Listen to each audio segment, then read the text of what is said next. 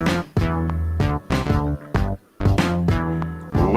and gentlemen, yes, this is your favorite show, Sports Unfolded, with your favorite hosts, Eric and Ron.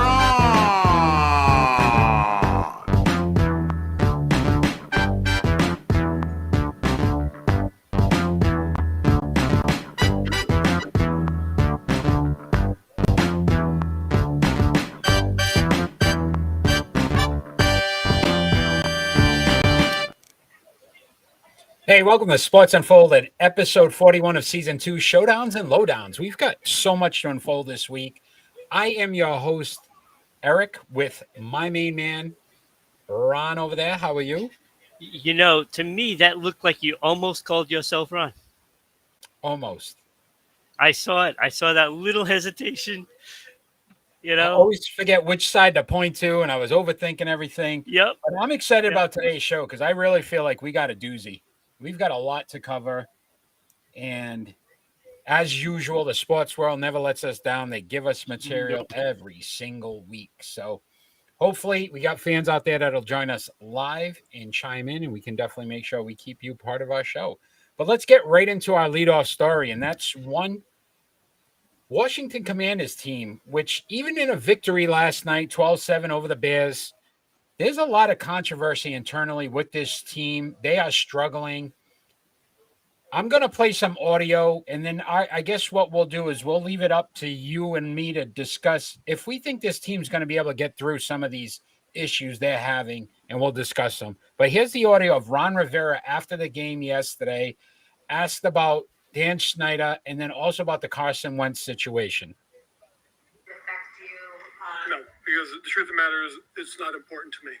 Okay, what's important to me is the guys in the room, and that's something I've been trying to establish. You know, I'm trying to get beyond all this stuff that's on the outside that's noise as far as I'm concerned. What I'm focusing on is the development of this football team. There's a group of young men in there that deserve better, okay, in terms of they should be acknowledged for what they've done, what they're doing. I don't want to get talking about something that I can't control anyways. I have no input. I have nothing to do with that. What I want to do is everything in that room. And that's what I wish we could just stay focused on. And it's difficult, it's hard, but for whatever reason, we're going to stick to what's interesting, and that's playing football for our guys. More fired up about, you've given similar answers in the past about this, but you seem more fired up now. Is it just to think about the circumstances? No, what's important is these guys, okay? For the last couple of weeks, honestly, I'm gonna speak my mind for a second. It's been hard. It really has. You lose 4 games in a row, and everybody wants to get you, just get on you. And they've played their asses off. They have. They played their asses off for everybody. They come out and they show up. They work hard. All right. They don't complain. Okay. They hear all the stuff and they got to deal with it. I get that. And I respect them for that because they're resilient. They come back. Everybody keeps wanting to say, I didn't want anything to do with Carson. Well, I'm the guy that pulled out the sheets of paper, that looked at the analytics, that watched the tape in the when we were at Indianapolis. Okay. And that's what pisses me off. Because the young man doesn't deserve to have that all the time. So right after that, he left and went, off the stage and basically ended his press conference. Yeah. So obviously frustrated with the Dan Snyder situation. Not sure how much you've heard, Ron. So I'll enlighten you a little bit. But I guess Dan Snyder, there is a lot of talk about NFL owners possibly trying to out him as any part of the Commanders. So right now his wife kind of has control of it, but obviously he's still involved. He basically came back and said that he has dirt on many owners and Roger Goodell, and he will share all that information if they decide to out him. Obviously, it's starting to now come over into the Commanders and the team. So I guess my initial thoughts would be, what do you feel is going to happen with the Dan Snyder situation with the Commanders and the NFL? Well, that's a good question, Eric. Look, I'm sure there is a lot of dirt on these owners and Goodell as well, because we all know, what happened with,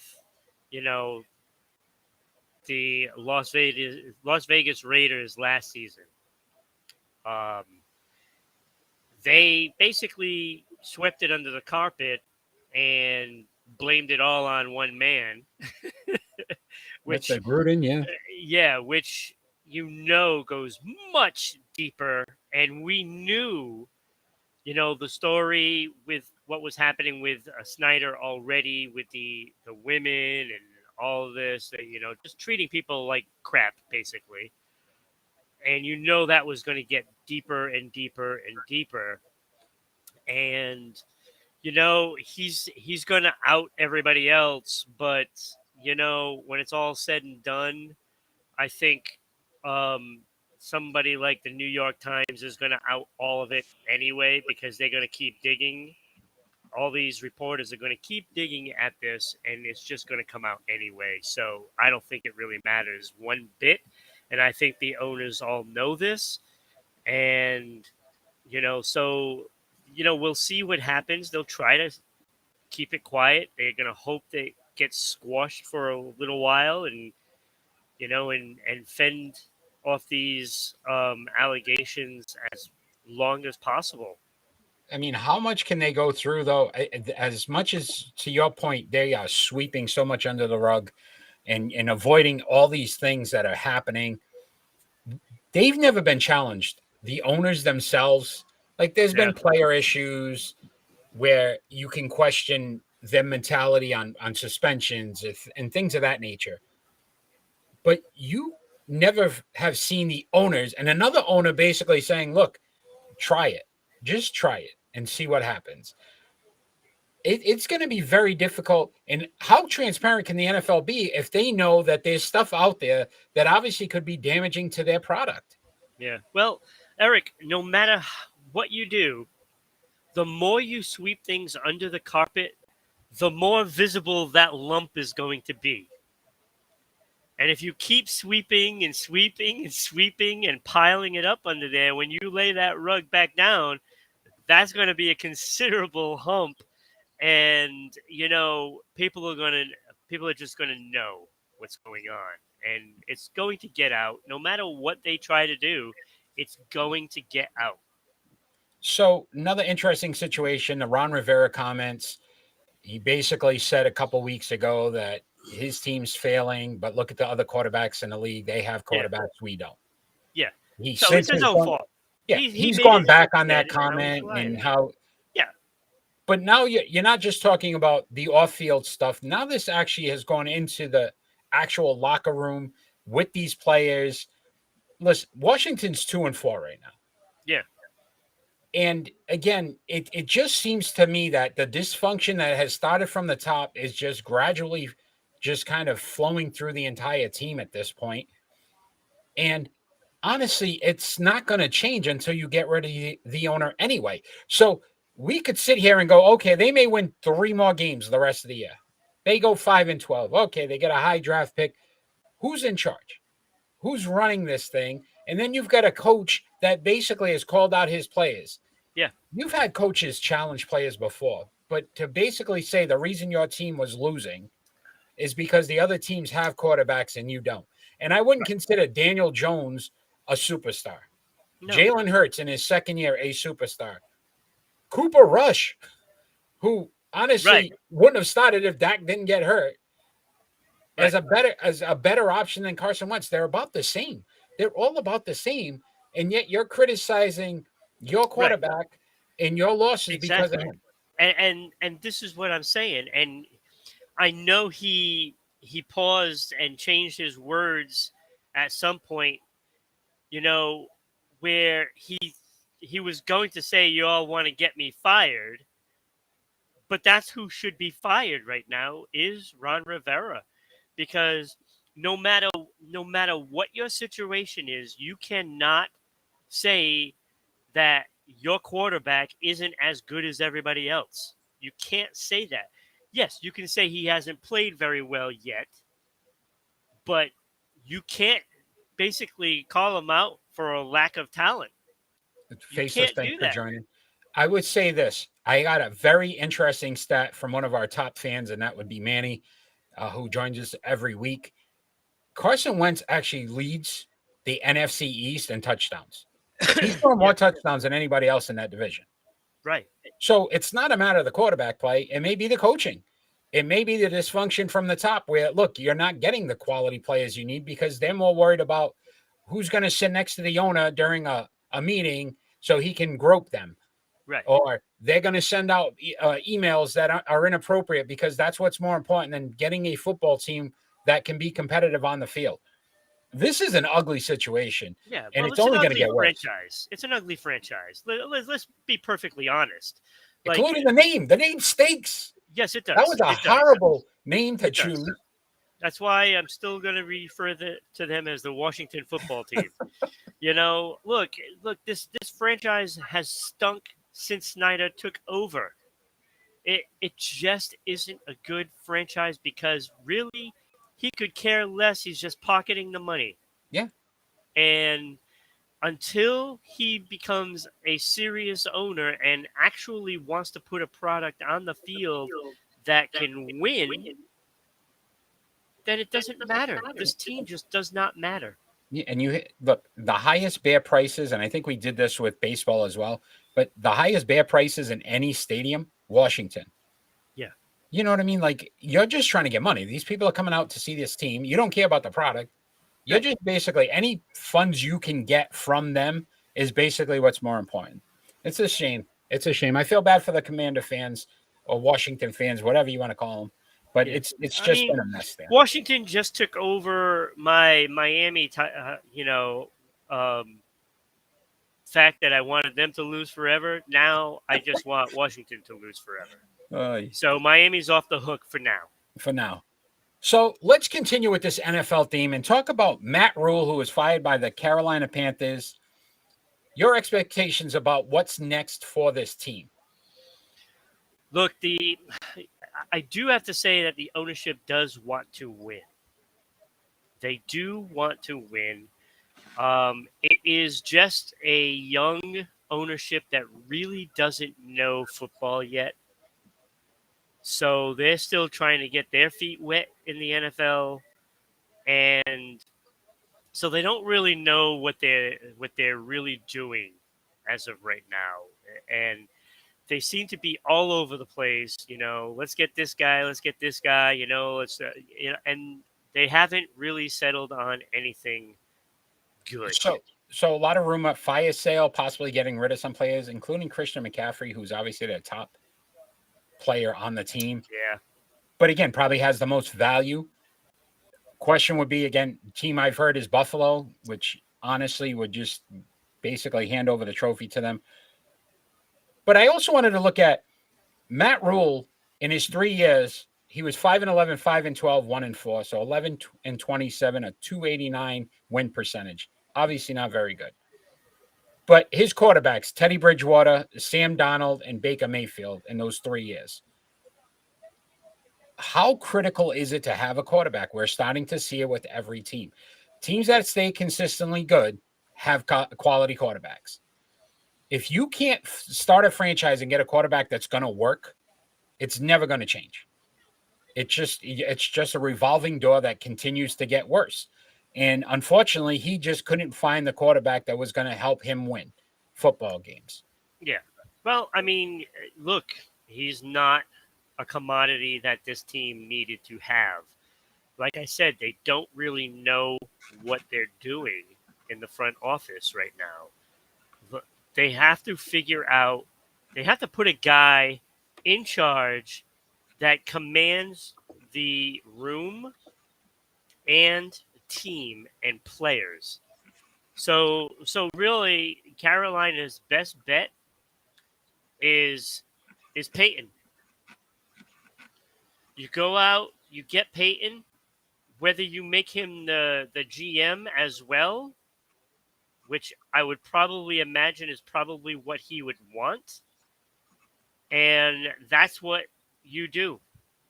I don't know if he'd get into Peyton. Yeah, I don't know if he'd get into a situation where he doesn't have a win now franchise, like a franchise that could win. That's a lot of rebuilding. I'm not sure. A lot of question. So Steve Wilkes will take over, former Arizona Cardinal head coach that was there for 1 year. Basically that mess. Josh Rosen was the number 1 draft pick. It didn't go well, and they ended up firing him. So currently ranked 21st defensively, 32nd offensively. Obviously, the offense has just been a train wreck. And you think about what Matt Rule was, he was an offensive-minded coach. So that's another bad sign for him. Again, I think in the college game, absolutely would fit again. NFL, no. No.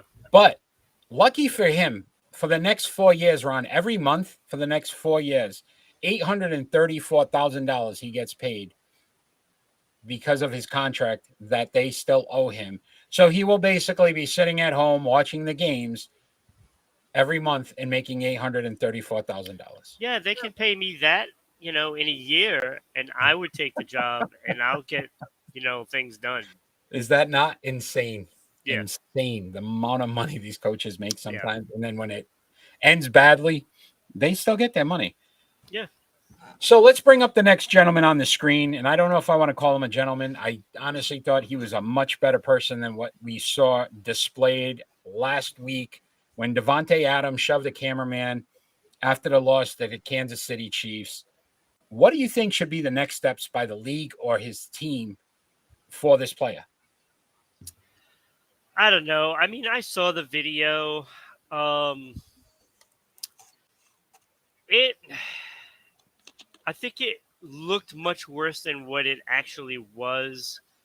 Now, I am not saying he did not push him, but he did just pop out right in front of him.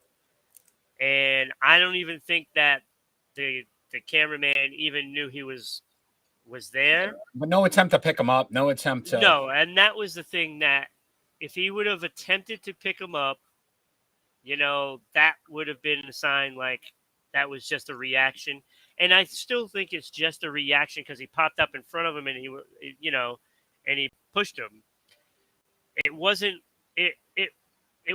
as egregious as I've seen, done on the field. Yeah, So, but again, these are people that work the sidelines. They work for the NFL. Right. My question would be is that you saw him extend his arms. So it wasn't like he bumped into him. No. It was an extension of his arm. It was a frustration move. So I think it should be maybe a game and a fine. Wow. Yeah, that's all I think. That's it. He is going. There is a civil lawsuit now by the cameraman. Yeah. So I wanted to just look at. So if you have 26 civil lawsuits currently, it's an 11-game suspension. Deflating football is 4 games. Calvin Ridley for betting on a game that his team was participating in that he wasn't a whole season. I think a 4-game suspension here would be a sufficient suspension. You need to start to show these guys it's not allowed to. These people are working the sidelines. They have a job. And if an accident happened, an accident happens. But he deliberately pushed them. He was frustrated. They lost. They're 1-4 on the season. Yep. He's not having the greatest year. 29 receptions, 400. But I think he, and he also owned up to it right away. So, it's not like he, just didn't care. Because it did happen, a split second, boom, this happened. And then he went into the locker room, and I'm sure as he went down that locker room runway, he started thinking about it. And, look, he made a mistake. I'm not going to hold him, like all these other players that have, repeatedly displayed, poor behavior like Antonio Brown. I'm not going to put him in that category. I'm going to give him the benefit of the doubt. Yes, he deserves something. And like I said, a game and a fine, make him hurt in the wallet. And I think that would be, sufficient. So if the league doesn't, would you as the owner of the Raiders, if you were the owner of the Raiders, would you suspend him for at least a game? I probably would, yeah. Yeah. Still a fine line, though, for you. It is. It's a fine line. I'm interested. This is a new side of Ron I haven't seen in a while. No, because like I said, I saw what happened, and like Manny said, it is childish. It was childish. He also said punish him by sending him back to Green Bay. I like that. You Yeah, know that what? is pretty funny. That is that pretty would funny. probably work at this point. The way their receivers are. Yeah, but you gotta look where he is. He's in Las Vegas, and they haven't exactly done well either. But So players that seem to go to Las Vegas, somehow there's some trouble that follows. yeah, It happened last season, right? They had some extremely Yeah. bad situations, I but just here we think- go again. look, I just think that it's just the circumstances piling up, and I think he's more pissed off at Renfro than anybody. When they both collided. Yeah. Yeah. Because Renfro did not run the proper route. You know, he was just trying to get around his guy so that way he can catch the ball, and he just ran right into Adams, and that cost them the game, really. Not Raiders are that, definitely not that in the other decision didn't cost them the game, but that's Yeah, besides the point. that might have a little small piece of it as well. Let's break down our team, the New England Patriots. So they are playing the Cleveland Browns this week. Your expectations of what the New England Patriots will need to do to win this game on Sunday? Play like they did last week. Done. That's it. I like That's it. all you have to do. Do what you did last week, and you had yourself a win. One of the worst rush defenses currently in the league, the Cleveland Browns. You need to run the ball. The question will be, can New England stop their rushing game? They average 192.4 yards a game on the ground. New England averages 128 given up on defense. Can you slow them down enough? They're going to give the ball to Nick Chubb a ton. And it's ultimately going to be up to the defense. Again, can they be stout enough to not allow Nick Chubb to go for a long gain and continue to grind the clock? Question will also be, though, Zappy or Mac Jones. We still don't know. Mac Jones is questionable for this game and could possibly play. I think they're rushing him back. If they do, again, this is going to be a strict hand off the ball to Ramondre Stevenson game and let him do what he did last week. He should get 25 plus carries again this week if you want to win. I agree. You know, I think Zappy will probably start because I think they're looking at it like this. You know, Jacoby Brissett is not going to torch, you know, the Patriots defense. You know, you would expect that not to happen. I would hope so. So considering who your quarterback is that you're going up against, I think that they'll go with Zappy and they'll hold back Mac Jones another week and see what happens. And you know, if the Patriots can pull out the win, then then they've put back together the season that could have gotten away from them. Turnovers will be a factor as well. Yeah, Cleveland absolutely. Turn the ball over. They've only had 4 turnovers so far this season. Mm-hmm. New England 10. Yeah, you cannot allow them to get extra possessions because they will drain the clock. They will run the ball. Yeah. And you'll get yourself in trouble. Some injury notes on Cleveland side too as well. No Denzel Ward, the number 1 cornerback, and Jadeveon Clowney will be out. That helps. But New England also struggling with some injuries. Josh Uche will not play. He's out. And then a list of questionables: Nelson Aguilar, Christian Barmore, Lawrence Guy, Damian Harris, who I will say isn't going to play this. Jonathan Jones, Mac Jones, Jacoby Myers, and Jonnu Smith. So there's some serious injuries on New England's side. Again, Ramondre Stevenson. That's all I want to see. Yeah. Yeah, that's what they got to do. And the linebackers have to step up this game. They're going to have to, because their defensive line could be in trouble if you got no Lawrence Guy and no Christian Barmore in that middle. Yep. So, Ron, this is going to be an amazing week in the NFL. I cannot wait to hear. What games are you looking forward to this week? I know you wish that the Thursday night game was on Sunday because I'm sure you would have been Commanders Bears as one of those games. Okay, I didn't watch that game at all. And not many people did. I didn't even consider watching the game. I thought about it for a minute, and No, then I I said, didn't. Forget it. I did. I said, let me check. And I then I saw the actually score. woke up today. It's like, wait a minute. There was an It was a NFL good- game yesterday? I saw it was 3-0 at halftime. I said, no, I'm good. Oh, my God. I could not sit through another one of those. So what games are you looking forward to? Well, Week 6 already. there's really only 2 games. Come on. Yeah. No. That's all you have. Yeah. I've got more than 2. No, Go I ahead. have 5, but Okay. there's 2. There's 2 major games. And we'll get them out of the way right off the bat. Buffalo at Kansas City. Yeah. Obviously, everybody is going to watch that game. Yeah. Dallas at Philadelphia. Another phenomenal matchup. Right. So, barring those 2, what else do you have? I guess by default, you have to go with Baltimore at New York Giants. Right? Yep. It has to be a game that you consider because of the fact that are they still? Nobody believes this team is for real. No, And they're 4-1. I'm sorry. If they go 5-1, Yeah. you look. If Philadelphia loses, they're tied for first in that division. And we don't know what kind of Baltimore team. You never know. They're scrappy.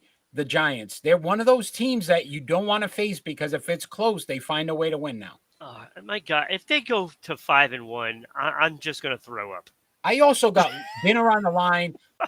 One of our other big fans, Mickey, he already told me he's a Giants fan. He said the Giants win. He's treating me to dinner.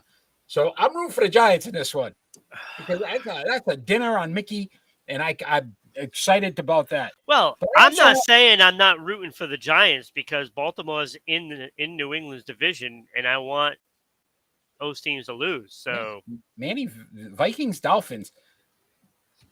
Dolphins they're so beat up. That quarterback position, they're going to start a rookie. I'm not sure. Look, the Vikings should win that game. so wait a minute. Here we are talking about New England possibly beating Cleveland, Yes. and New England has their third quarterback in there, and he's a rookie. So why can't Miami do the same thing? It didn't look good last week with their rookie. He just didn't perform as well as our man Zappy. So in the clarifying. in the Batman scheme of it, pow. Okay, because Yeah. Yeah. I have a couple games that I'm also interested in, and I know I cannot believe again I'm saying this, but Yeah, it's I know. I have that game New too. York Jets at the Green Bay Packers. Yeah. And it's more about Green Bay than it is anything else. I feel like the wheels are starting to fall off. There's one of those lug nuts right now, and that tie is wobbling. And it's going to take a loss, like a back-to-back loss to New York teams, and I think this thing could blow up quick. Like that wheel's falling off, and they're going off into a ditch somewhere. Yeah, I actually think the Jets are going to win this game. And I would think so too. They've slowly and quietly become one of those teams that have played good football. Robert Saleh finally has started to get that team to believe in what he was trying to coach. Because he got players in there that were his. He did. What about Denver at the Chargers on Monday night? Hell no. No.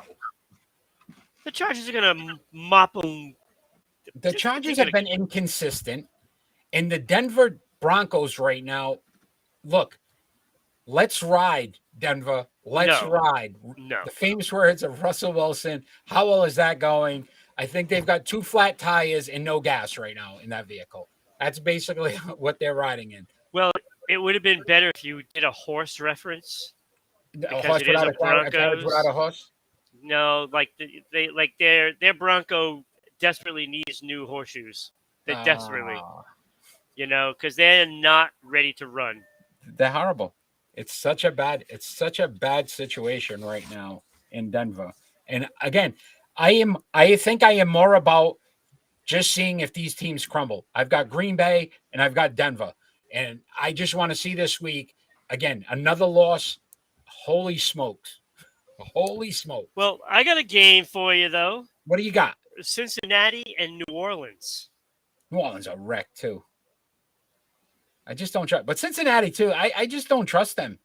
And I think we're starting to see that what happened last year with Joe Burrow, it was a fluke. He's a good quarterback. He's not a Super Bowl quarterback. He isn't.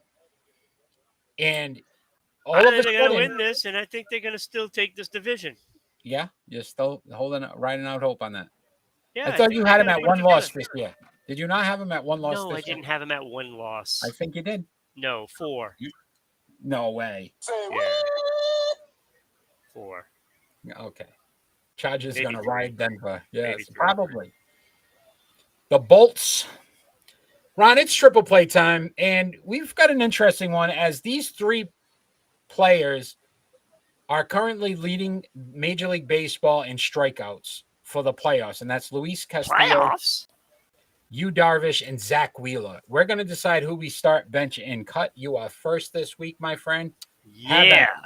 That means I got to do all the stats. Damn it. Who is your starter?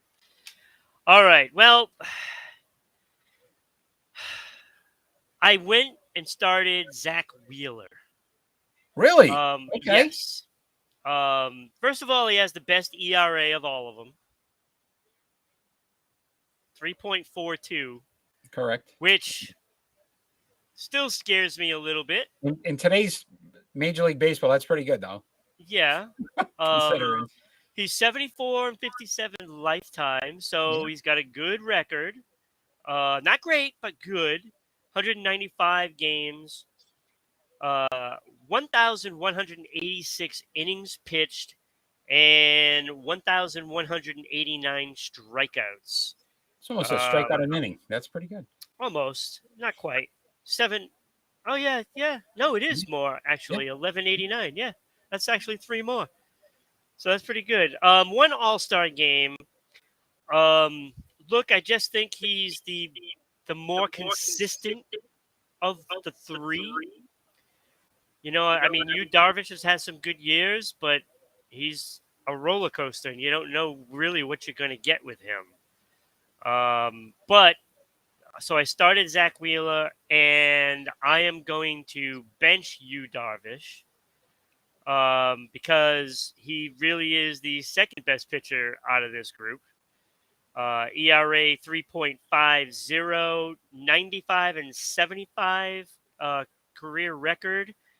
1,488 innings pitched. He definitely gets the strikeouts more. 1,788 and 5 All-Star games. So those, 5-time All-Star, I should say. Well, yeah, I guess that's 5 All-Star games. Very good. Good job. But we're teaching you some things around here. Yeah, All right.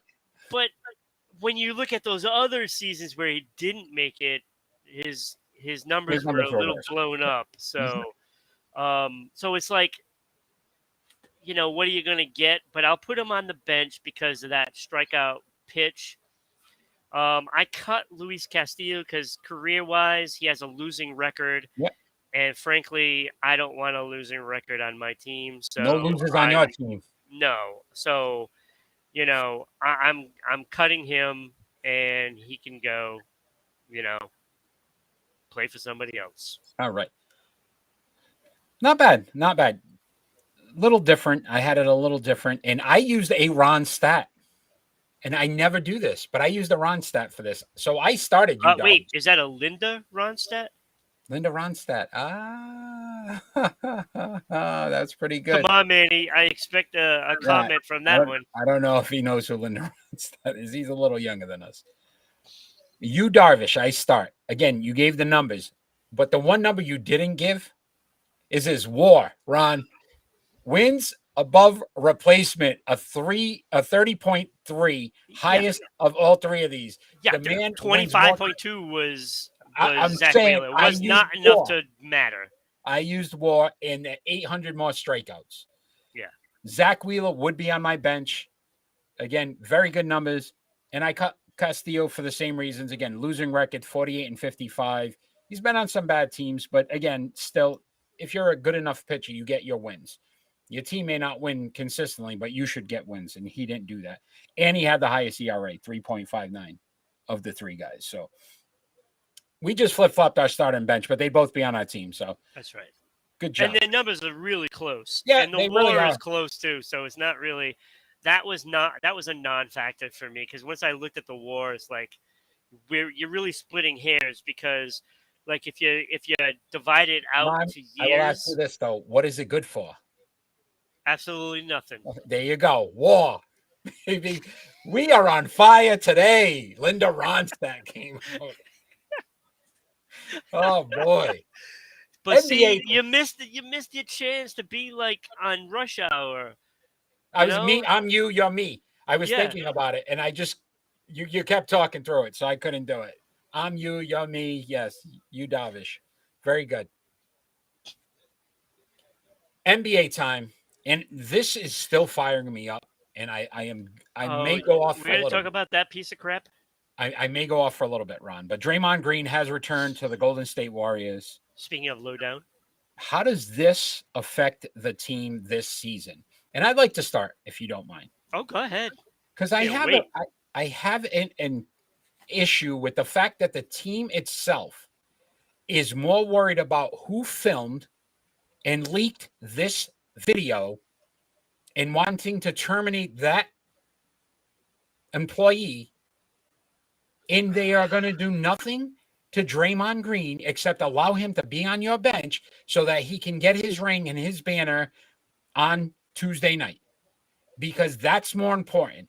Not the fact that he physically assaulted another player on his team. Someone leaked a video, and that is your biggest concern right now in this organization. This is why they're going to fail this year. This is why they're not going to get back, because you're tolerating behavior that is basically telling your players that, look, there are guys above the law. There are guys that can do whatever they want, and they're going to get away with it because we pay them a lot of money and they're one of our top players. And that's not how a team is formed. They should be ashamed of themselves. They really should, because the league didn't want to do anything. That's fine. You had an opportunity to say, look, you know what? You're out a week. You're out 2 weeks, something.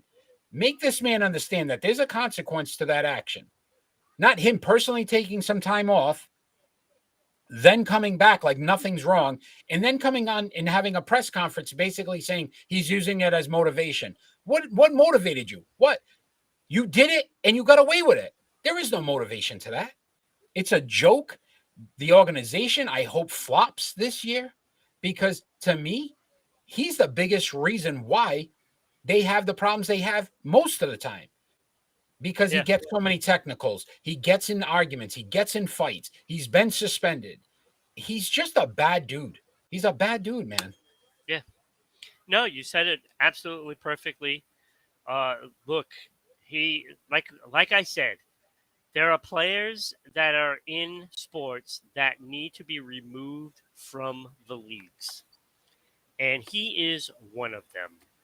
And yeah, you can look at all the factors and just see the problems that follow him no matter where he goes. And when he comes to Boston, what's going to transpire. There's going to be some language again. Yeah. Without a doubt. Without a doubt. And I wouldn't be surprised if he is physical with a fan. I would not be surprised. And then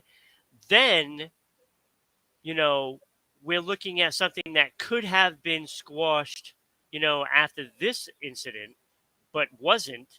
And it's just going to escalate even further. And I have another problem. This morning, I'm watching First Take. Stephen A. Smith makes a comment.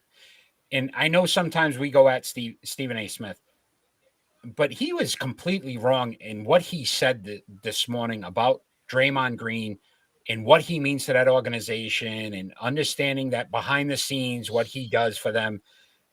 We physically, or not even physically, visibly watched this man assault another person. You can sit there and say, okay, it shouldn't have got leaked. That's the biggest. It isn't.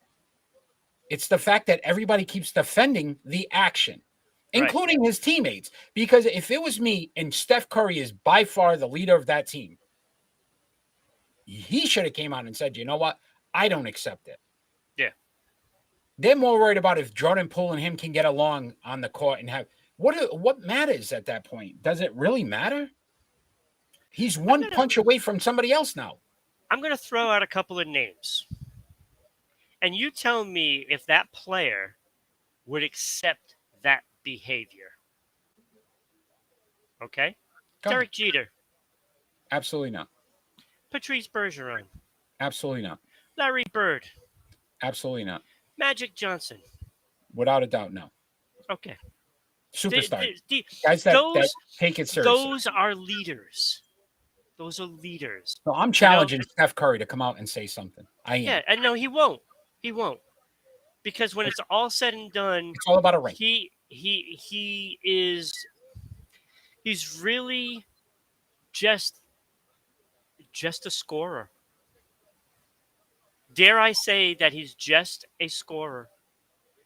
And that is the difference between a Steph Curry and a Magic Johnson. Magic Johnson is more than just the numbers. It's more than just the numbers. Manny challenged. Why didn't you say LeBron James? That's your guy. That's your guy. It's Ron has they're going to exchange Christmas cards this year. Him and LeBron. Yeah. Okay. Yeah. I doubt that's ever going to happen. Ever. We're going to bring up another gentleman. Great discussion, by the way. And I'm not sure this is going to work, but was the scene the other night. Patrick Beverley was trying to have a defensive huddle, and you can see the gentleman sitting there with his hands on his knees, tugging his shorts. That's Russell Westbrook, who refused to go and have any conversation during that huddle. Is this going to work for the Lakers? Can this work for the Lakers? I don't think so because, you just have guys that just do their own thing. And until you have some sort of cohesion and like Manny said, why not let LeBron? This is why. Like, why doesn't LeBron James step in and say, hey, get in the damn huddle? This is what you need to do. If not, the door is there. You think Larry Bird, or Dr. J would say, hey, you need to get over here. Yeah, they would. They'd be the first ones. Like, we all need to listen to this. Like, it's just unacceptable. Yeah. It's just unacceptable behavior from crybabies and all about me. And this is why he has no championship. This is a perfect example. So the funny thing is, Darvin Ham, who's their new head coach, challenging. He's going to put Russell Westbrook coming off the bench, playing with the second unit to try to see if he can spark them. Anthony Davis, who does not want to play center, he's already told him you're playing center because it's the needs of the team. Finally, a coach in there that's going to hold these players accountable to make sure that they do the things that are going to help the team win. We also got to look at Russell Westbrook had the lowest scoring average since 2009, his 2010 season, 18.5 points last season. He shot 29.8% from the three-point line, 66.7% from the free throw line. He's not shooting well. No. If anything, you should just sit there and want to play defense because you're not doing it offensively. And here was an opportunity where a player on your team who's definitely passionate, we know Pat Beverley is definitely one of those guys that's going to be in your face. You would think he would want to listen to what they have to say and be involved in it, and he chose not to. No. Well, because he's now coming off the bench. This is the progression that we've seen. Okay, so yeah, he made all this noise, and he made sure everybody knew he's taking less and doing and his displeasure, and Look, he's never going to change. He's never going to change. He's not going to win a championship. This team is just destined to fail, just like last season. Destined. Older team already. We know there's going to be some injuries. And then if you can't get these guys to be a cohesive unit on the floor, it's just going to be a disaster. Yeah. And I know there's a lot of people out there. You either love the Lakers or you hate the Lakers. They're one of those teams. And I'm sure there's so many people rooting for this thing to fail. And if he's going to have that attitude, it's almost destined to fail. So, yeah, well, I mean, like, look, do I think they'll make the playoffs? Yeah, they should. With the talent, they should at least get into the play-in, yeah, should be one of the top 10 games. teams. Yeah.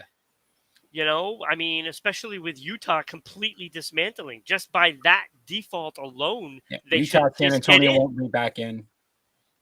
So, I mean, really, like, it's just not. If this is going to be another ugly season, and they're going to have to blow this up. Yeah. Cannot wait for Tuesday night, 7 p.m. We will do our NBA preview show. So tune in for that. If you're an NBA fan, we'll have Kenny on joining us as well. And he's always good for some great picks.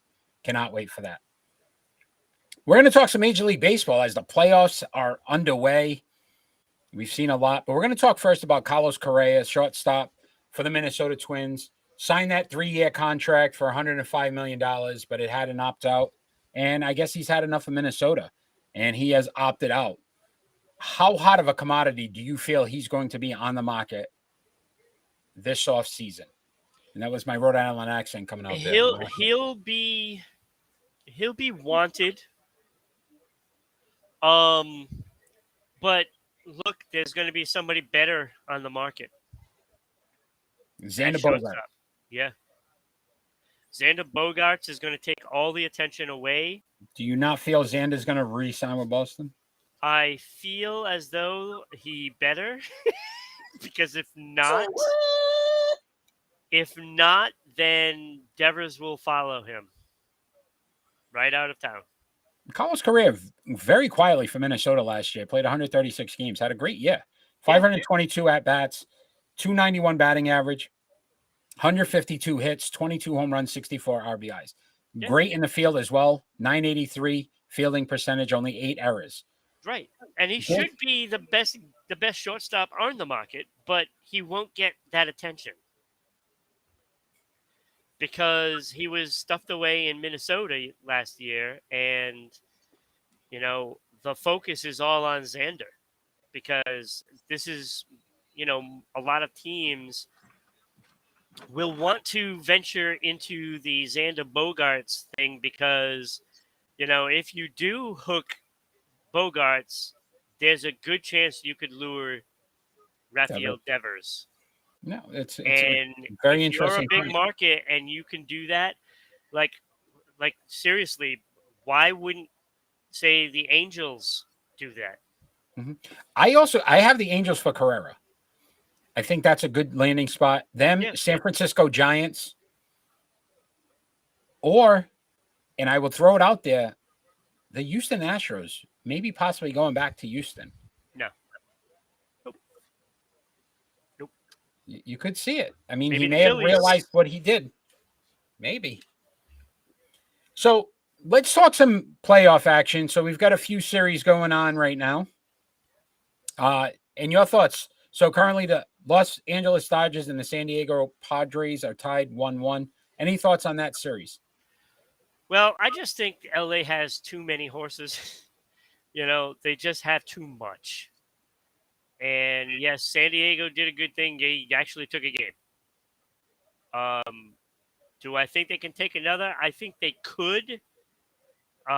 Probably not, but they could take one more because Clevinger will probably pitch at least one more time. So that could be the one that they win next. I just think the Dodgers have too much.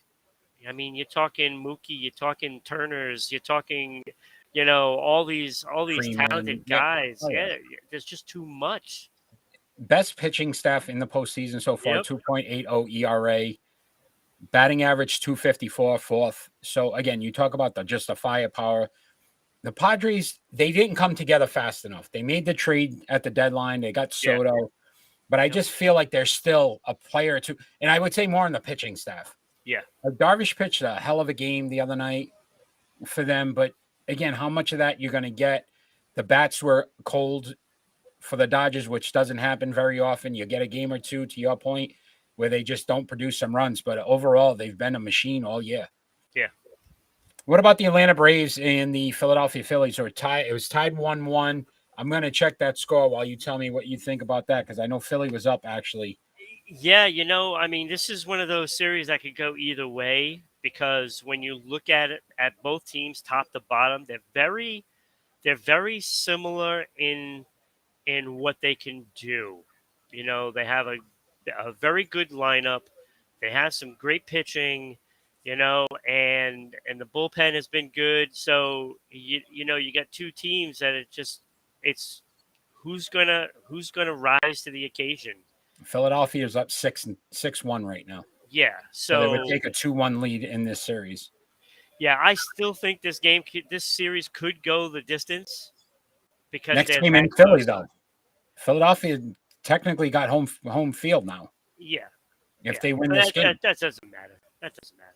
Yeah, sometimes you get that hiccup, you win the ring, and the next year you just think it's going to come with ease again. And look, the Braves, a very good team. The batting average for Philly going into this game was 195, not very good in the postseason. But the Braves not batting well either, 206. Right. They're both 4th and 5th in ERAs. So again, the pitching staff has been good. Yeah. But if you're going to bat 195, it's going to cost you at some point if you can't. But they're putting up runs today, 6-1. So yeah, maybe they're out of that slump. What about the Houston Astros and the it's over. Seattle Mariners? It's over. That was over game 1. Houston up 2-0. They came back in that first game when they should have lost. That was it. That and I burst think the bubble of Seattle. And no Tom Brady reference here, but definitely deflated after that loss. So you have to sit there and wonder, can the Mariners, very young team, again, another young team building, though, you could see some good things coming from the Mariners in the next couple of years if they can continue. Yeah, that joke sank just like the Mariners season. You see? You just want to try to up me all the time. And then the New York Yankees and the Cleveland Guardians, it is tied 1-1 as Cleveland took game 2 today. Yeah. In extra innings. Not very long either, went 10. Unlike the marathon game the other day. Yeah. And the issue here is New York's either hit or miss. That's the team. If they're hitting, they're going to win. If they're not, they're going to lose. And today, again, we saw it. They got up early, and then all of a sudden, again, they're just slow, steady, couldn't get any hits. If Cleveland comes back. If Cleveland pitches like they did in the last series, Yankees are in trouble. Yeah, agreed.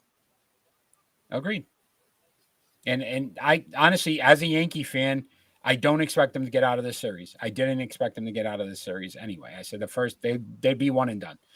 And it's going to come to fruition because you're just going to see that, again, Aaron Judge, 4 strikeouts today. So some of that magic and lore from the regular season, gone. You need to hit now. You need 62 home runs in the playoffs, not during the regular season. You know what I mean? 62 would be a record. It would be a record. It would be. But, you need the hits now. You need, my point would be, if you don't get hits now and your best player all year is 0 for 4 and striking out 4 times, that's not a good sign. And when you look in Houston, that's how to clutch hit. Yeah. They top to bottom, they can just hit if they need to. Yeah. And they still got power. Yep. Very interesting conversation about Major League Baseball. It's all about Houston anyway, coming out of that. Houston and Dodgers, my friend. That should be the series. Ron, it's face-off time. And we discussed this on the podcast the other night, how excited we were. I know for a fact that I know which way you're going to go on this, but we're going to argue. One of us has to be for and one has to be against. Should the NFL allow NFL coaches to challenge penalties? So there's been some questionable roughing the passer penalties recently, more so last week than we've seen in quite some time. could a coach or should a coach have the ability to challenge that call? You are first, so you get to pick which side are you for. Well, as long as it's not an added challenge, if you have the same amount of challenges, then it should be allowed to challenge a penalty. Because look, we're seeing it all over the place lately. Whether it's a penalty or not, it is just been egregious. The one on Tom Brady where they called the flag and that should not have been, but it was Tom Brady, and the gentleman that sacked him, that gave him a big hug, was questioning like why that's how we're supposed to do it. You roll, and so that way he doesn't get The full body weight hurt. on him. Yeah. Right. And and then you had the one with Kansas City, and it's like, okay, look, nobody knows what a penalty is anymore. And yes, the coach should be able to challenge that, probably if it is a call. I don't think it should be if it's not a call and then you try to challenge, but it should only be a penalty called. All right. So Kenny and Manny both say yes. Thank you for joining, Kenny. I'm going to argue the other way, and I'm going to tell you why. Because how many times have we looked at a coach make a challenge and you go, clearly that was a fumble, or clearly he had his feet in bounds, or clearly, you know what I mean? He crossed the end zone. And yet, even when they do the replay, it doesn't change. There wasn't enough evidence. Do I feel like giving them the ability to challenge a penalty, regardless of, to your point, giving them an extra, not giving them an extra penalty challenge, I don't feel like you're going to get anything out of it. I Because think it's all subjective. They still would have not changed that roughing the passer with Tom Brady. He would have said, based on the fact that he rolled on him for 0.6 seconds, we're going to consider that. You know what I mean? Like, I just don't feel like it would change. The NFL has done a bad job when it comes to the replays. Supposedly there's a guy in New York looking at it, and they're looking at it on the field, and yet you'll still go through a game and go, okay, that was clearly a fumble. And then it's like, no, not enough evidence. And you're going, they showed it 6 times. And yet even the announcers are going, yep, that's a fumble. But then how many times have you heard an announcer? Well, I don't know how they're going to call this. The ball was slightly moving, or the ball, right? It's going to be all interpretation. It wouldn't change. It'd be a waste of time because there'd be more people upset that the call didn't change. The call stunk. We all admit it. And we move on from it because unfortunately it's going to continue to happen. Clearly won that. I don't think you did. Let's let the fans decide. It would change on the important plays, though. For example, Rams versus Saints. Would they have said it was pass interference? Would they have? Who knows? Because again, they haven't been consistent enough where even when it looks like it's a clear-cut call, that they've actually made the call, that they've changed it. It's usually the ruling on the field takes the precedent. Well, the ruling on the field says that you lost this one. So if they call it a fumble, it has to be overturned. There has to be enough evidence to overturn that call. So it's Manny, Kenny, who won this one? Faceless, who won this? Clearly, I won that one because it's never going to change. Give me a play that replay has made a difference and they got it right. It doesn't happen. It's so rare. NHL time, my friend. We've got a lot of hockey. Hockey, Ron won that. Yeah, Manny. There All right, we go. Manny. All right, there we Manny. go. I see how it is. Manny's my boy. The Boston Bruins have made some moves, my friend. We're on NHL. Made some moves. They've signed veteran defenseman Anton Strawman. What's your thoughts on this signing? It's clearly for depth. Veteran, right? In case the defense fails, he is the next guy in. And that is basically Zaboral, Riley, and Clifton. So he I could like this replace one move. of them. I like this move. Look, veteran, age 36. He's not looking to get a ton of minutes, And he but won't. he has experience, right? 63 goals, 230 assists, so 293 points, plus 49 in his career. Yeah. He played in Arizona last year. a good Everybody player. stunk in Arizona. So he goes to a better team, gives you, to your point, some depth. We know about the injuries with the Bruins, even especially with the defenseman, right? McAvoy's out. Yep. So really good opportunity for them to say, look, we saw, and we'll discuss it next, they played a very good game opening night. Yes, they did. But you know that these guys would get tired fast because there's going to be guys that are going to be out for some time. So why not pick up a guy that you know is not going to crumble under the pressure because he's been there? Absolutely. Absolutely. So No, I think he's this is a such a good smart move. player. And there is speculation that he could actually replace Riley. And I wouldn't be surprised if tomorrow, on Saturday, that Strawman is in and Riley is out.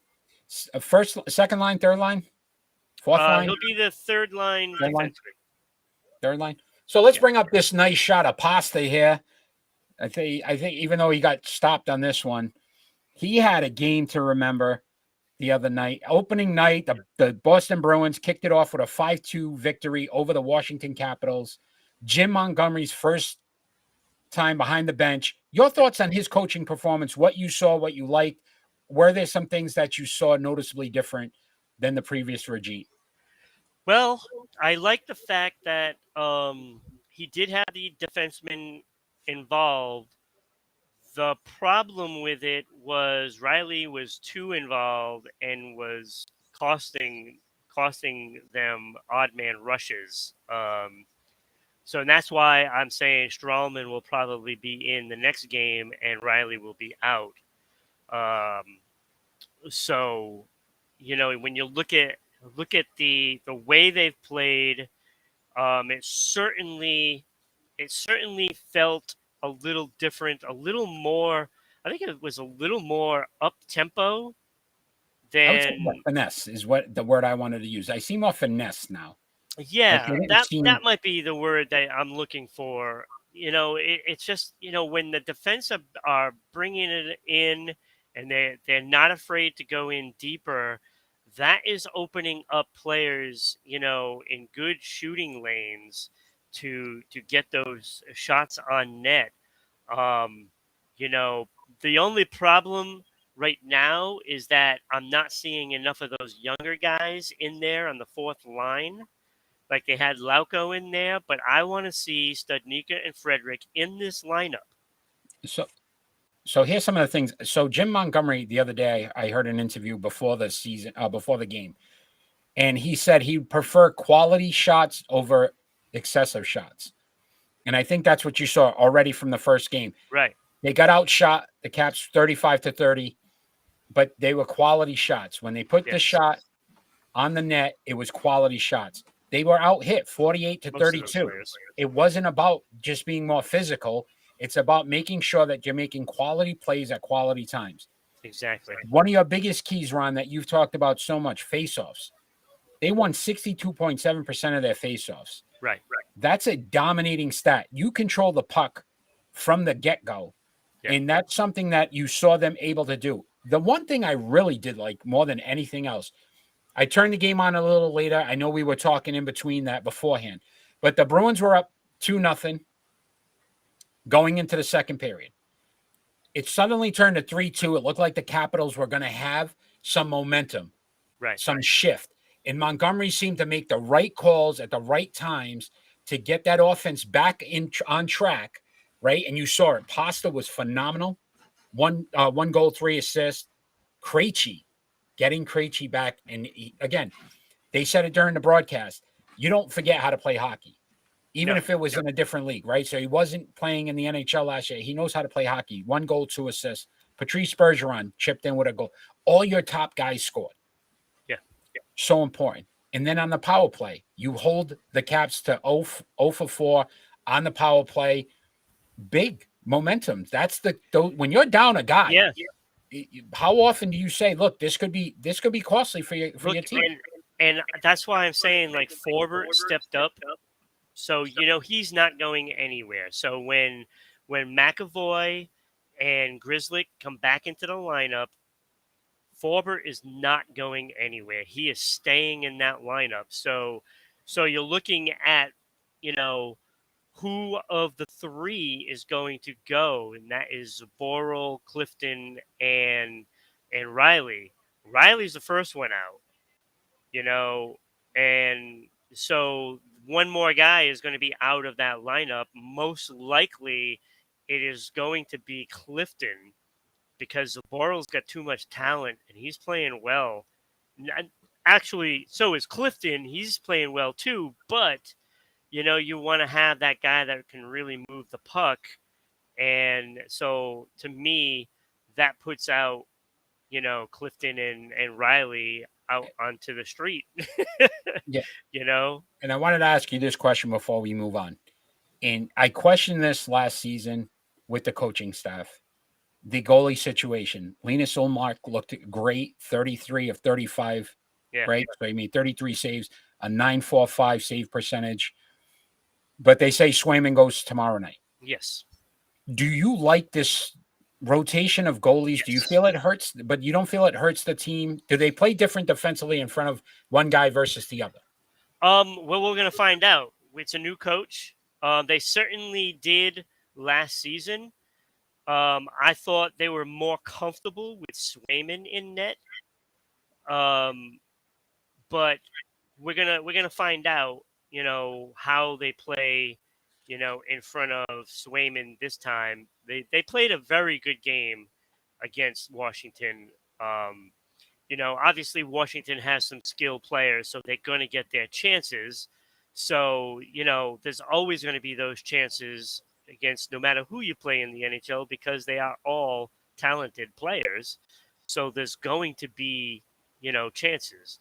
Now it's just how they play in front of the goaltenders is what matters because, if there's any kind of a letdown, then that kind of like hangs the goaltender out to dry, and you can't do that for anybody. So I don't expect a letdown, and in fact, I think that they're gonna they play just as well. It'll be interesting to see the lineup because I know Jake DeBrusque He's was out. hurt Yeah. in that. Yeah, he's out. So it'll be interesting to see who takes that wing position.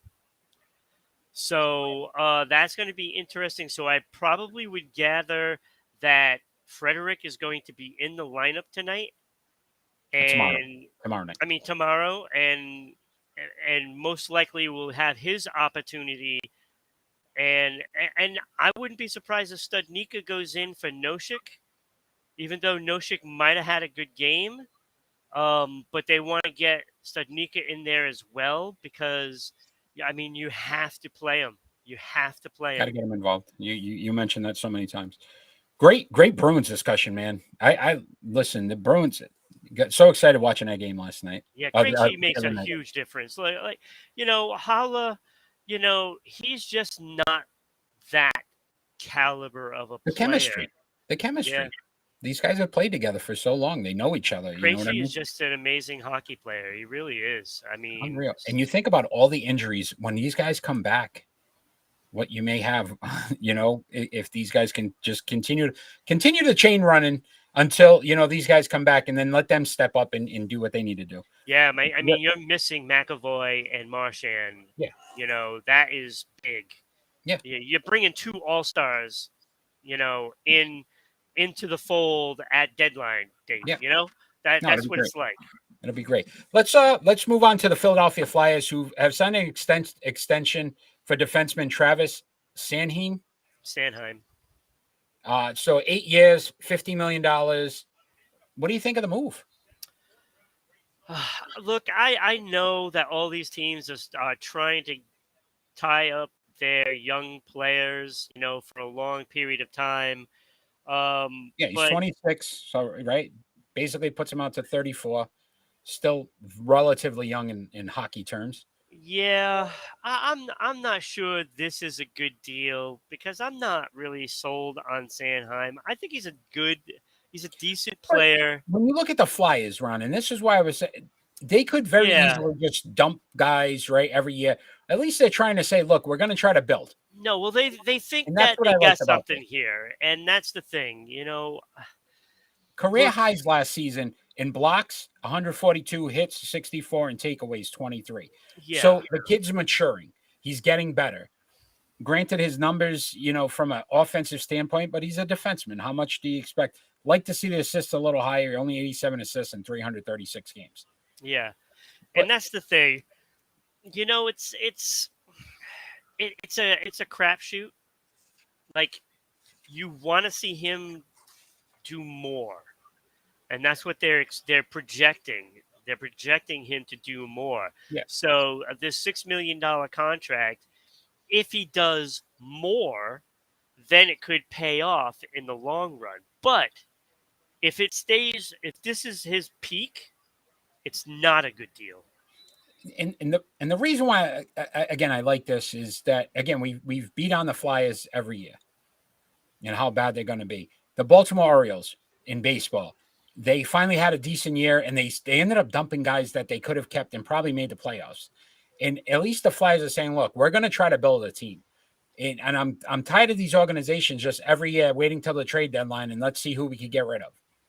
At least they're starting to say, look, we're going to try to build from within and go from there. So I thought, look, he may not be the quality player, but at least they're showing the fans that they're trying to build towards something.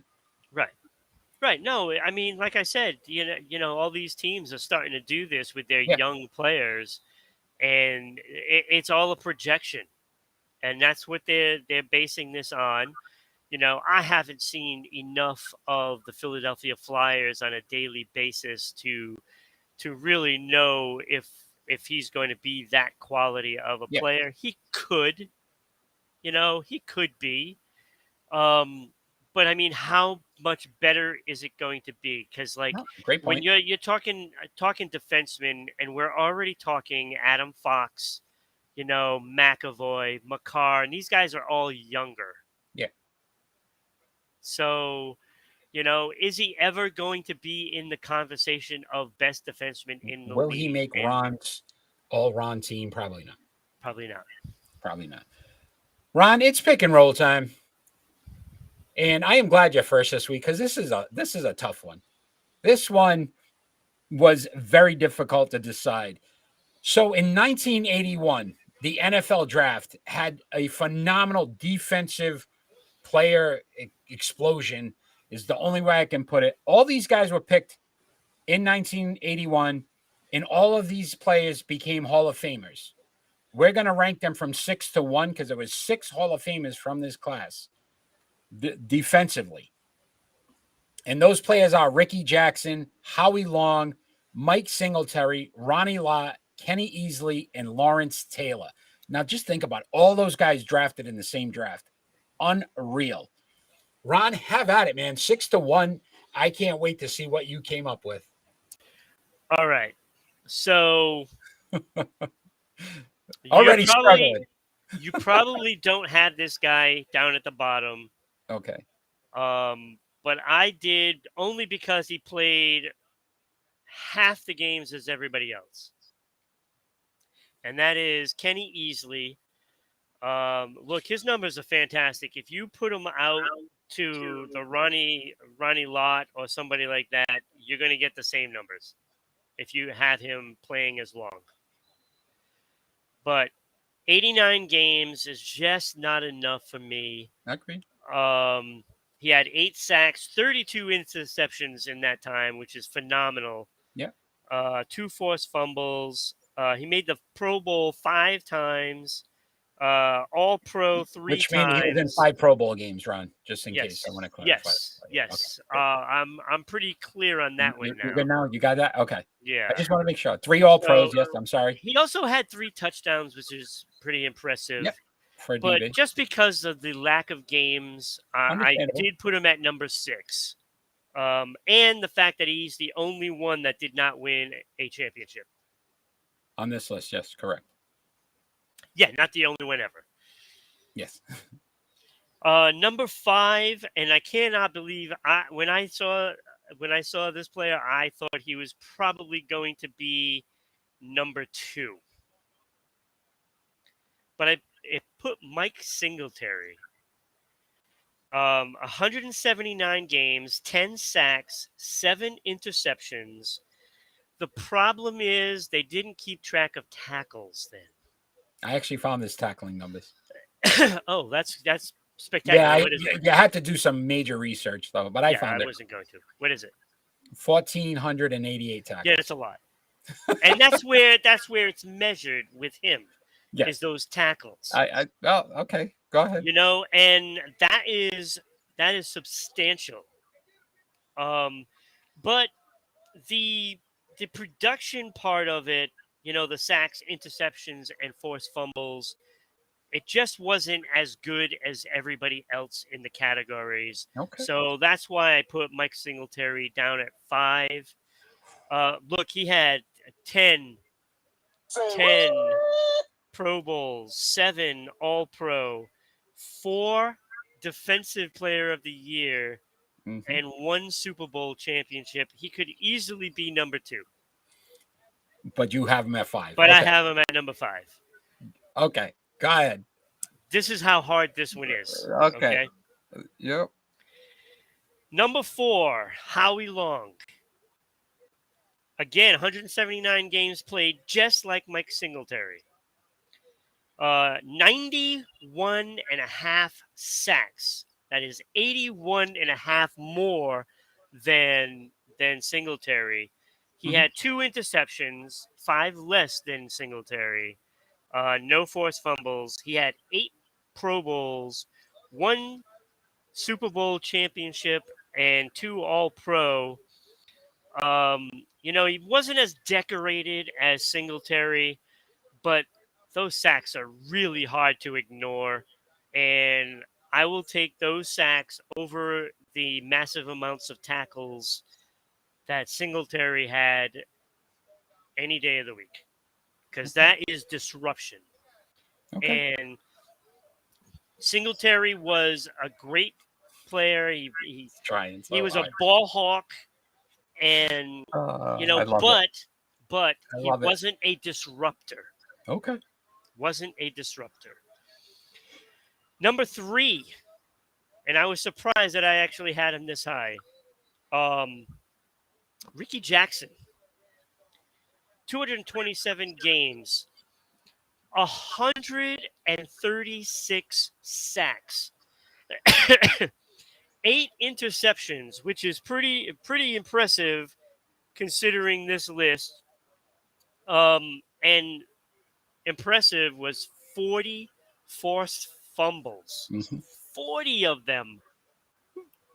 Look, that is look, this is a disruptor. Like, if you want to talk disruptors, this is a guy. Like you're talking, 184 times he disrupted that offense. And that is just what he got credit for. 1,100 sacks. He was in 6 Pro Bowls, and he won 1,100 sacks would be a record. What? 1,100 sacks. You said tackles. 1,100 tackles. Oh, yeah. Did I say 1,100 sacks, man? That man is just on fire. He's everywhere.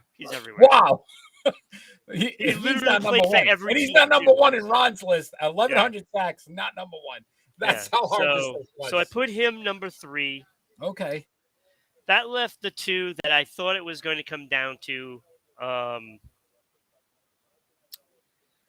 I'm still not sure I got this right, but I went with it. Number 2, I have Ronnie Lott. 192 games played, 8.5 sacks, 63 interceptions, which is incredible, and 16 forced fumbles. And think about it; it was a safety. It wasn't even like yes, it was a corner, so right, and that's the impressive thing. Yeah. And 1,100 tackles. Like, this guy just did it all.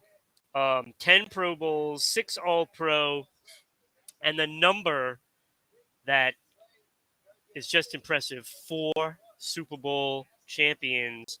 Oh, and by the way, just in case you didn't know, he scored 5 touchdowns. Yeah, insane. That was great. Really? That leaves number 1 Lawrence Taylor, and I looked at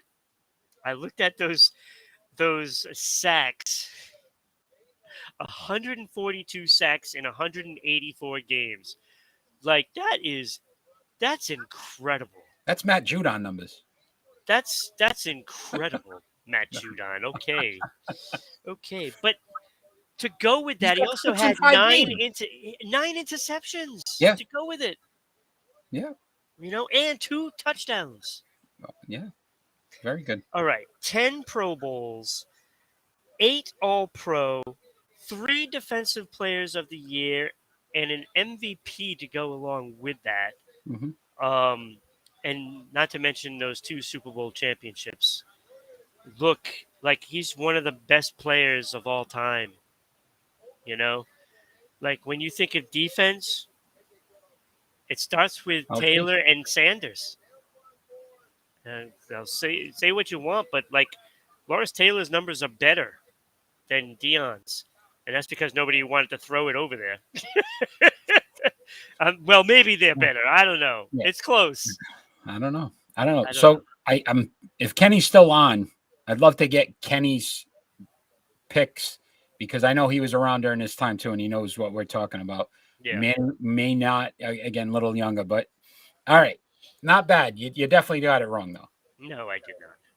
You did. You had easily right at number 6. Just the numbers weren't as impressive as the other guys. Yeah, you had Singletary higher. Ricky Jackson at 5.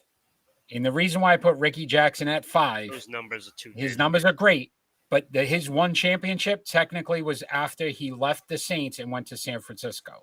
So he had to go somewhere else to win a championship. I couldn't count that championship. To me, he just went his final year and won a championship. Some people would say that they won because he went there. No, that's not why he won. At number 4, Howie Long.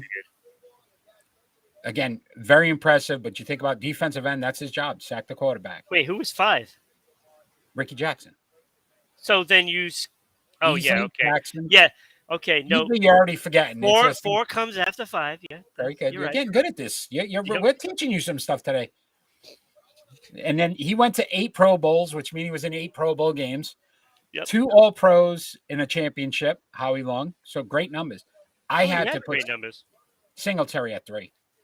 Dude, the tackles 1,488. Oh, I know. Like I said, if you didn't get the tackle, it was hard to find. I had to search like 3 different sites to get it. 7 interceptions. Yes, less sacks, but again, the defense they played, that's not what his job was. But 10 Pro Bowls, 7 All-Pros, 4-time defensive player of the year. And the reason why I say I held that higher, look at all the names we're talking about. Oh, I know that. And to be the best player out of all these guys alone 4 times, it's pretty damn impressive. At number 2, I did the same thing. I debated, but I went Ronnie Lott.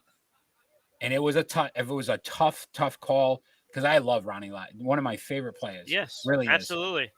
But when you mention defense, the first name that always comes out is Lawrence Taylor.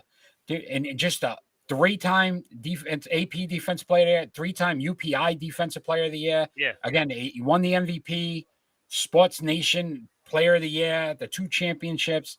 Man was just a menace. Yeah. Just a menace. But great list. Think about the class, dude. I know. Is that not insane? All these guys drafted the same year. That's got to be the best defensive class ever. One of the best ever, if not the best. Yeah, without a doubt. Yeah, because like you're talking Lawrence Taylor, Ronnie Lott, like all Hall of Famers.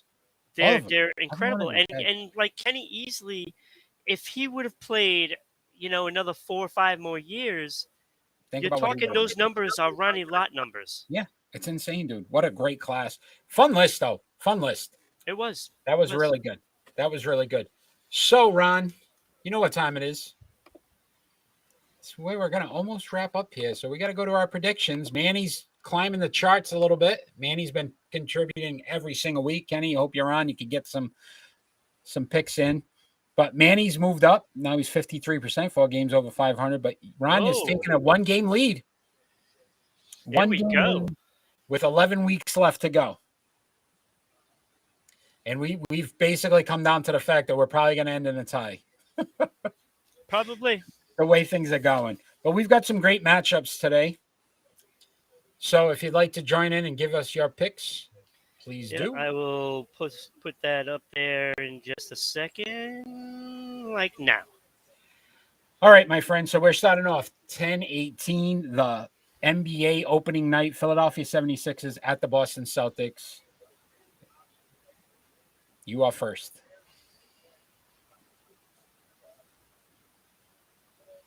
I'm going to go Boston. They're going to be at home. There's going to be no celebration. They're just going to be a little angry and bitter. And I think that is going to be motivation to win this game. I am going to agree with you. I am going Boston as well. I feel like the Celtics have decided that this is the year they're going to put it all together. I really do, even with the coaching change. And this is a big game against the division opponent. So I feel like they're going to come out and do some stuff. Manny, Kenny, if you're on, give us your picks. Got some Major League Soccer, my friend, on 10-17. Manny's going Boston as well.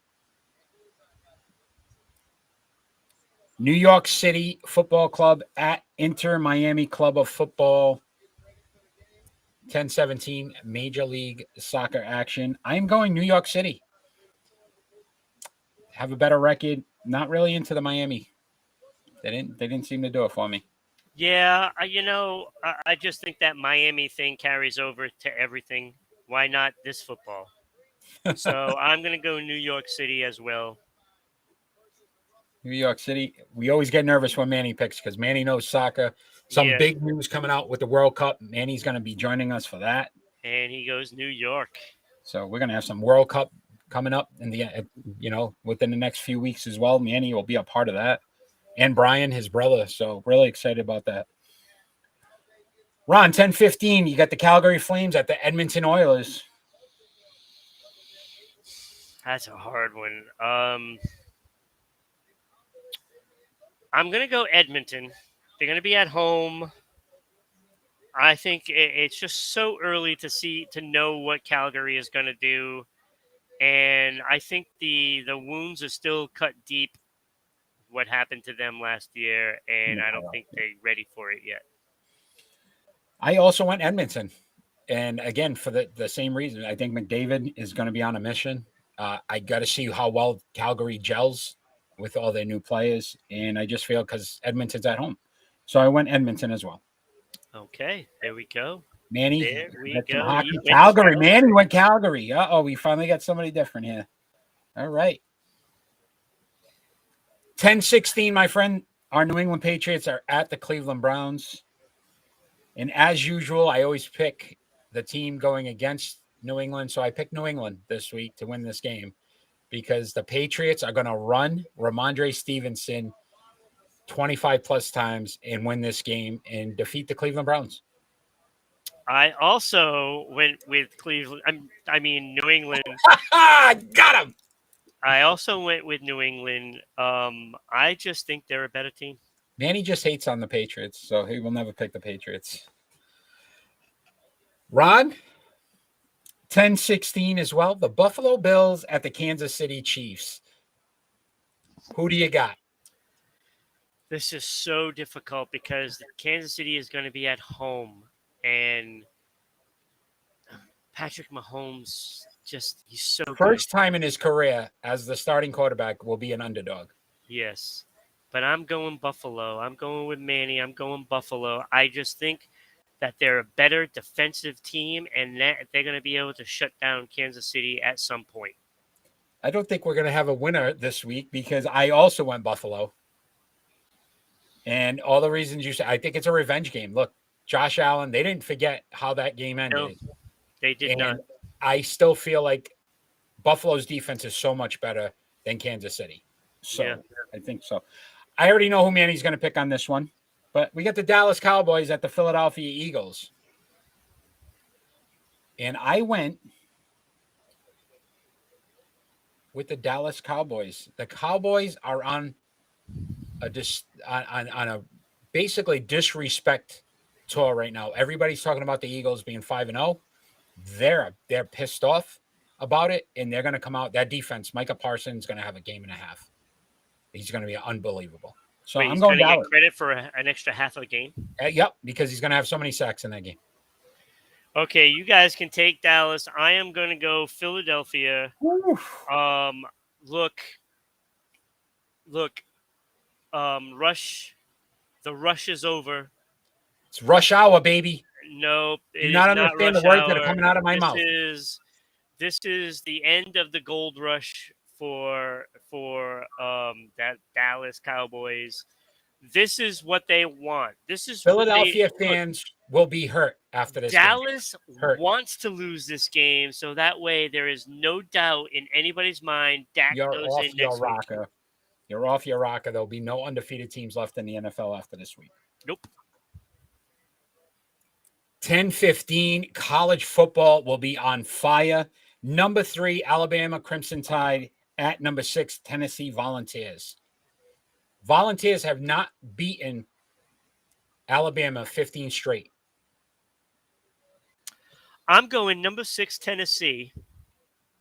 Mostly because there's a question of whether or not they're going to have their quarterback. Yep. So I'm going to say even if he does play, he might not be at full strength. And this team struggled last week, and I think Tennessee gets them. I also went Tennessee. Oh, my God. And for the same reason, because, again, there's questions at quarterback. Tennessee, one of the top ranked, they average over 500 yards of offense. So they're going to put up some points. And if you don't have a quarterback that can match, I feel like it's going to be trouble. And they're at home. Look, it's time. Yes. It's time for them to finally beat it. 15 straight, a long time. Manny went Alabama. 10-15. We also have the Penn State Nittany Lions at number 5, Michigan Wolverines. Who's up? Me, correct? Doesn't matter. Yeah. I went Michigan. I did too. Manny went Michigan as well. I just think they're too good. So the one game that it hinges on a tie again for next week is Dallas at Philadelphia. Yeah, so that Dallas-Philly game tells us everything, right? That will be the game we get. We've got to make sure we keep our eye on. Yeah. That should be fun. So before we end, my friend, we've got to do our final thoughts, but I just wanted to say, if you'd like to sponsor the show, ribroadcasting.media@gmail.com. Email us. We can definitely get you information on how your name business can be on our broadcast each and every week. If you'd like to give out stars or bits, we have stars on Facebook now and bits on Twitch. You can donate to us that way and make sure that you continue to help us grow our product every single week. Not to be confused with kibbles and bits. I thought you were going to do the Ed McMahon with the stars. I really thought that's the route you were going. No. So, my friend, it is final thoughts time. Normally, it doesn't have to be anything sports related. It could be about anything going on in the world today, but you get to make that decision. You are first this week, so your final thought. Well, like I said, earlier, there's a new team in town that took over from Miami. I no longer need to have Miami lose forever, just for the rest of this year. But that team is now the Washington football team, as I won't even call them the Commanders because that's just a terrible name. Look, what's to say about this team?